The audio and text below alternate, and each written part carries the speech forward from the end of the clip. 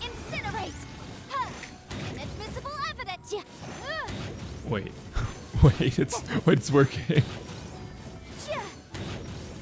Yanfei is a super fun character and the first free-to-play accessible pyro catalyst that we've seen. Tons of people want to play her because she's a catalyst, and tons of people want to play her because of her super bubbly personality, but a lot of people don't really know how to effectively build her, and that's what I'm here for. I've been doing testing and researching through Yanfei mains to find the best possible information and compile it all into a video for you. So today I'm going to be showing you how to get the best possible damage on Yanfei. We'll be discussing her best artifacts, stats, weapons, and some general tips to make her stronger. Y'all are here for the build, so let's get right into it. To begin, the 4-piece Crimson Witch is the most consistent high damaging set. If you're trying to increase your pyro damage, then this set is for you because the 2-piece buffs pyro by 15% and the 4-piece buffs pyro by 7%, and it buffs most reaction damage. Some people don't advocate for Crimson Witch because your E skill is up on a 9-second cooldown, whereas the effect of Crimson Witch only lasts for about 7 seconds, so people are saying, oh, you can't keep 100% uptime on that, so it's a bad set, it's not worth using. The thing is, 2 seconds of downtime isn't going to negatively impact your damage so much that the set becomes unusable, and when you take into account the reaction part of the set, it still manages to outvalue a lot of the other sets in the game.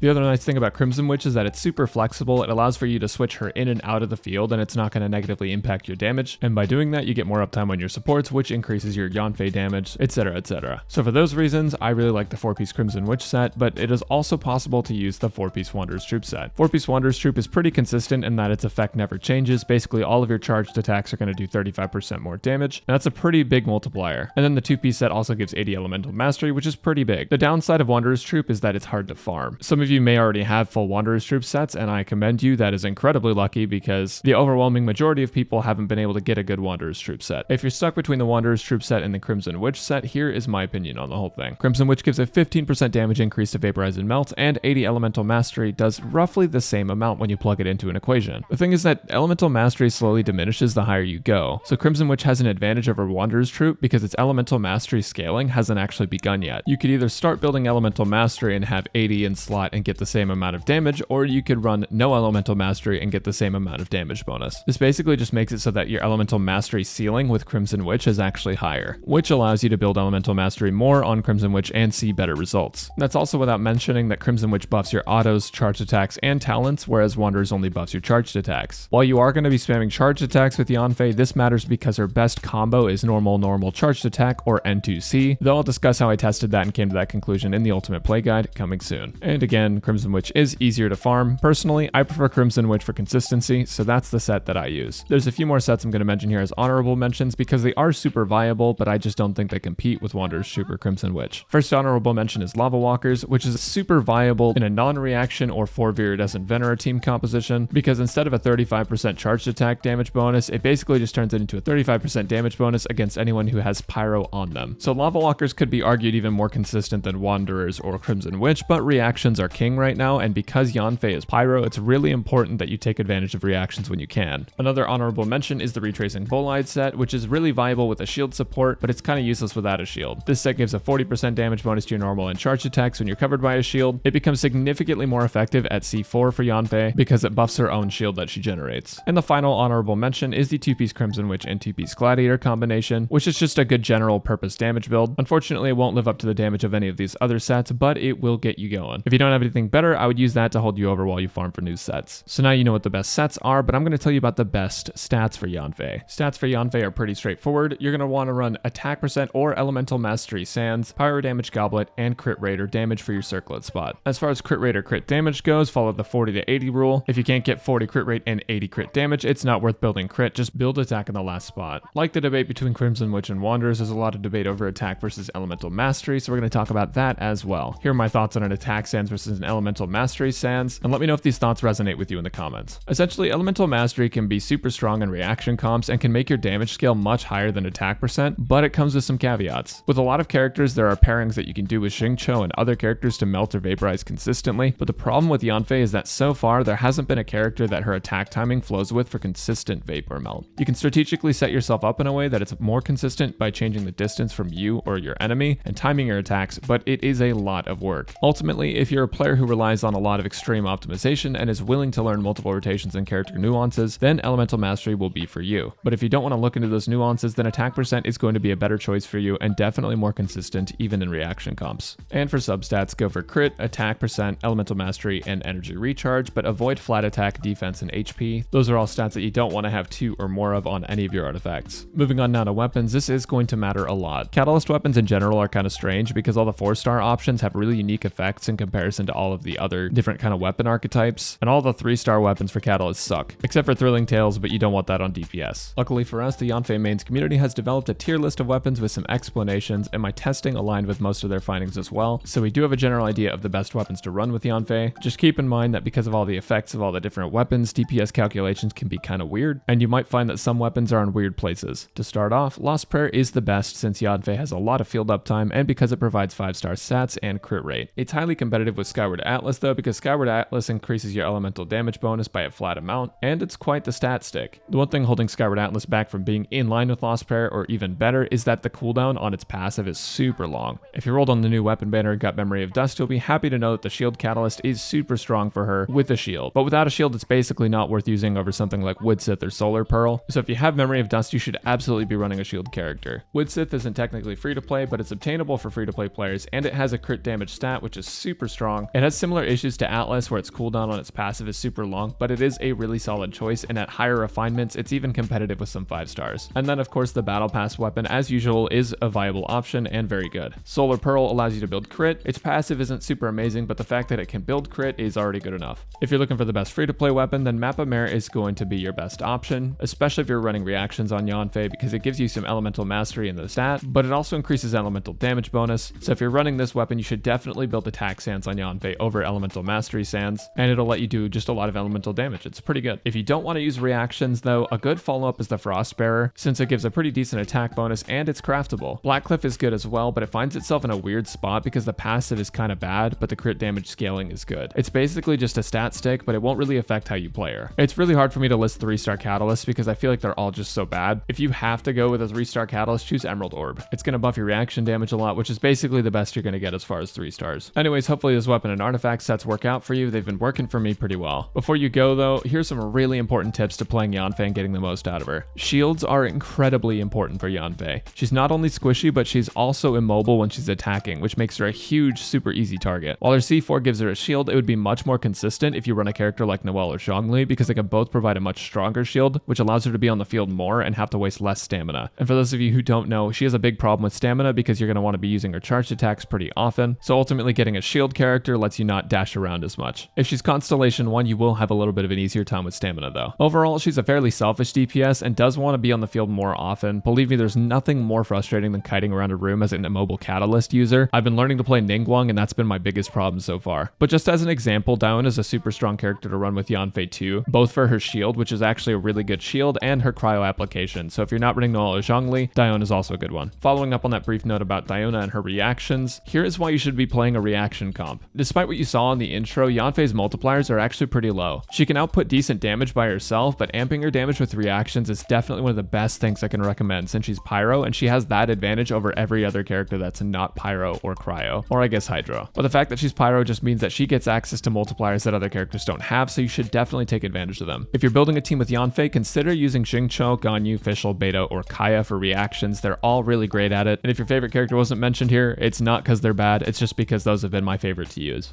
That should be about all that you need to know though to build a powerful DPS Yanfei. So if you like this video, make sure to leave a like down below and subscribe to my channel if you want to see more Genshin Impact stuff. Likes and subs really help me gauge if I should continue to do content or a series, so please let me know. I also go live on Twitch a couple days a week at twitch.tv/Braxophone. And funny enough, as per request, I actually have a Patreon now. So if you do feel like showing monetary support for my content, you can go ahead and subscribe there. It'll also help me pay off my crippling student debt. Thanks for watching everyone, and I'll catch you later.